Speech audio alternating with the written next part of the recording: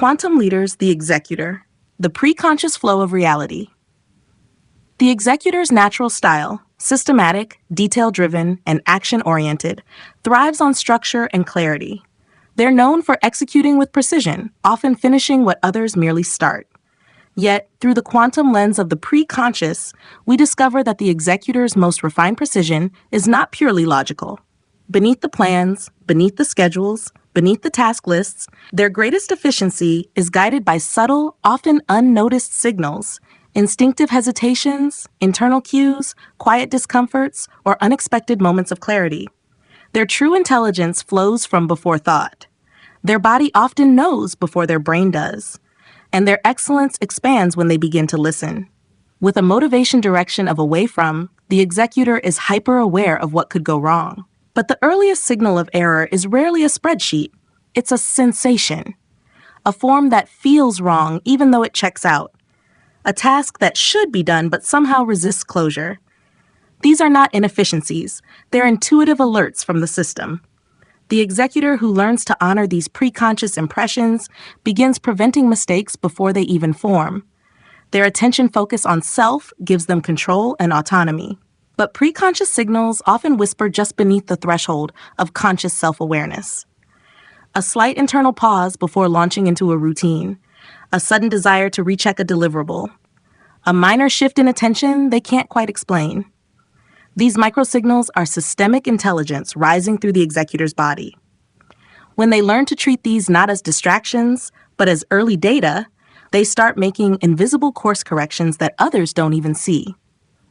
With an internal frame of reference, executors rely on their internal logic and standards. But logic is downstream of awareness. Their most effective corrections often arrive not from analysis, but from a subtle knowing. Something's off. We need to wait. That's not the right tool. This is not guesswork. It's felt pattern recognition. The executor becomes more powerful when they make space for these hunches before rational review. Their sharp mind sharpens further when it learns to trust the signal beneath the structure. Their procedural operational style is built on sequences, steps, and structure. But even while following exact protocols, their body often knows when something is off. A particular step feels out of sync. A tool that usually works suddenly drags. The executor matures when they learn to design flex points into their systems, spaces for reflection or intuitive override. Their structures become not just reliable, but alive. Their specific viewpoint keeps them attentive to micro movements. But preconscious flow often comes from the edges, a subtle shift in tone, an offhand comment from a team member, an unspoken urgency in the air. When the executor softens their gaze slightly, allowing room for the intangible, they begin catching the system's whisper, not just its commands. Precision expands into perception. With a solo work preference, they often do their best thinking alone. This gives them a unique advantage in the preconscious realm. In solitude, noise drops, and that's when signals surface, a flash of clarity during a walk, a discomfort that appears before sleep, a sudden urge to pause mid-task. These are not interruptions. They are guides. The executor becomes almost prophetic when they learn to build space between steps, allowing wisdom to rise before action. Their dissociated emotional engagement allows them to stay cool under pressure. But preconscious flow often comes through emotional nuance, not overt feeling, but embodied sensing. A tightening in the chest, a wave of fatigue, a momentary chill. The executor's evolution is not in becoming emotional. It is in becoming emotionally aware. These subtle signals are early indicators of misalignment, readiness, or fatigue in the field. As matchers, they rely on what's worked. But the preconscious speaks in what's emerging. Something that hasn't worked before may suddenly feel aligned now. A process they normally trust may feel off today. When they begin tracking subtle shifts, instead of fixed rules, they gain a deeper kind of precision, the kind that senses evolution before it's visible. Their through-time orientation gives them long-term planning power. But the preconscious does not follow timelines. It moves in pulses. A task may feel ready before its scheduled time. Another may need delay despite deadline pressure. The executor becomes not just a planner, but a navigator of readiness when they listen to timing as felt rhythm, not just logical flow. And with a primary drive of things, they love bringing results into form. But form begins in the invisible. Many of their strongest systems were born from an intuition they couldn't explain, an instinct to try a new approach, a subtle dissatisfaction with the old one. The executor grows when they begin asking, "What am I sensing beneath what I'm executing?"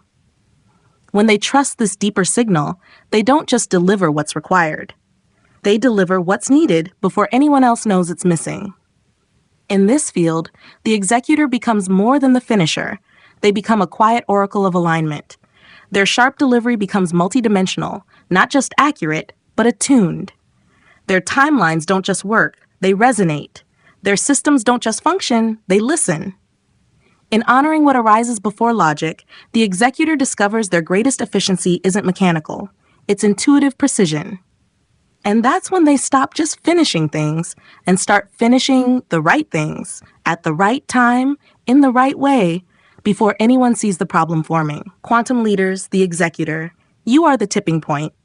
The executor's natural style, methodical, consistent, and driven by measurable results, often places them at the end of the line.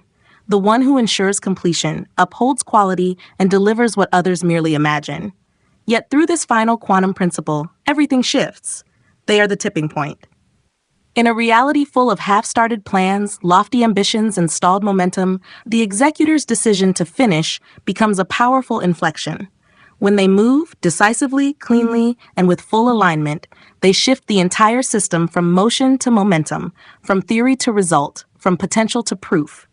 With a motivation direction of away from, the executor acts to prevent breakdown. But this avoidance is not passive, it's pivotal. Their attention to the weakest point in a process is what strengthens the whole.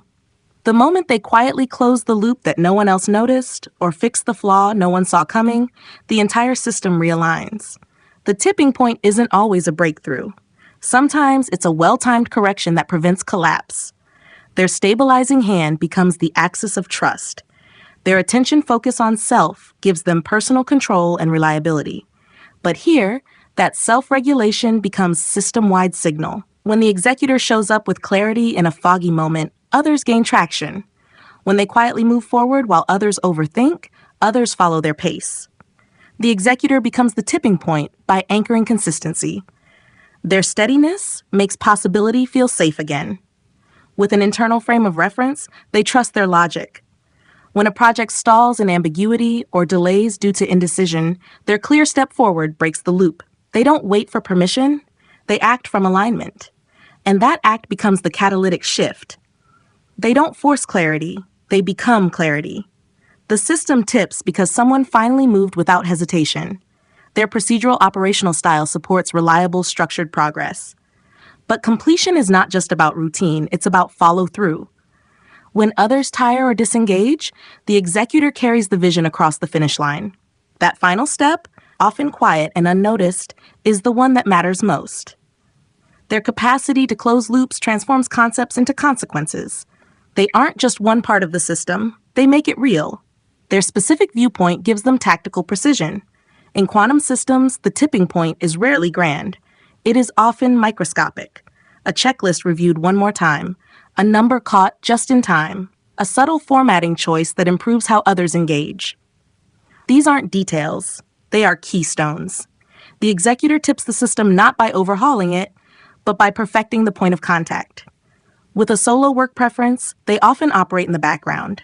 But tipping points don't need an audience, they need impact.